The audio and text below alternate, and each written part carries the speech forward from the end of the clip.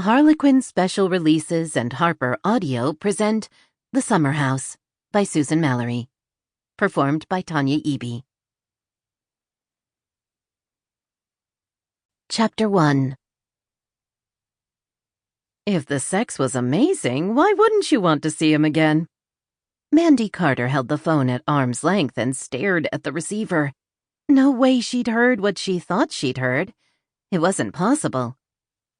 "You can't know anything about our sex life," she said, as she tucked the receiver back into place between her ear and the crook of her neck. "And if you do, I don't want to know about it." On the other end of the phone, Joanne Benson laughed softly. "I know a lot more than you think I do." "That scares me.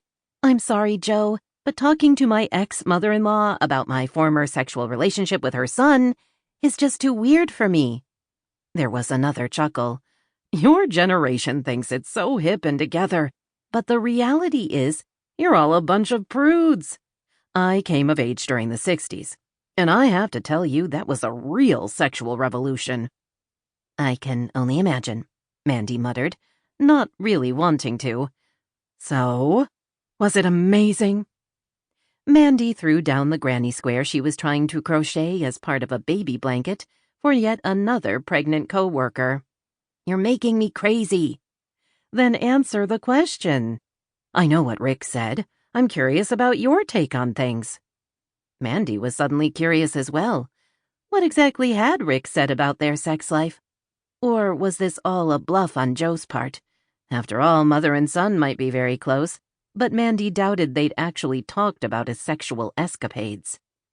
"I'm changing the subject," she said firmly. "Fine. Change away. Or let me change it for you. If you don't want to talk about sex, why don't you at least get in touch with him? It's been a long time. You two used to be friends. Wouldn't you like that back?" Be friends with her ex-husband? "I don't know," Mandy said honestly. "I've done fine without him this long." Mandy and Rick had met and married 9 years ago. They'd divorced less than a year later. In all the time since, she'd never once spoken with him. Oh, she knew about his life. Being close friends with his mother meant that she was kept abreast of all his successes. She knew that he'd completed his PhD program in record time, that he'd parlayed his genius in the world of laser physics into an incredibly lucrative career, that 6 years and multiple money-making patents later, he'd quit to take on a different kind of challenge. He was currently working for some exclusive high-tech think tank in Santa Barbara. She also knew there had been several close calls, but no second marriage. "You're going to practically be neighbors," Joe said lightly. "Have lunch with him. What would it hurt?" Mandy was less concerned about pain than how strange it would be. But she thought a lot of Joe and didn't want to disappoint her friend. "You're not matchmaking, are you?" "Of course not. That is so not my style. However, I will admit that I think it's interesting neither of you has remarried. I can't help wondering if there's some unfinished business between you and Rick. If so, a lunch might help you both to move on. If nothing else, I would like two people I care about very much to at least be speaking to each other." "Fair enough," Mandy said, only a little concerned about meeting with her ex. But what was there to worry about? She and Rick hadn't seen each other in 8 years.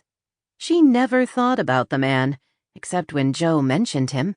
Besides, Joe had a valid point. She had remained friends with her son's ex while maintaining a close, loving relationship with him. Most divorcing couples argued over ownership of pets or custody of children, but Mandy and Rick had been forced to deal with sharing Joe.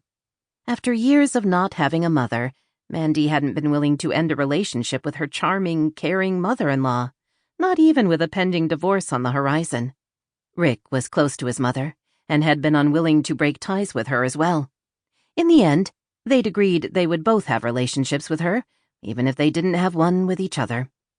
For the past 8 years, Joe had been a rock for Mandy, a confidant, someone to have fun with, a real and loving friend, which made Mandy unable to refuse the request, even if it did sound strange. "I'm staying in Carpinteria for a month." Sample complete. Ready to continue?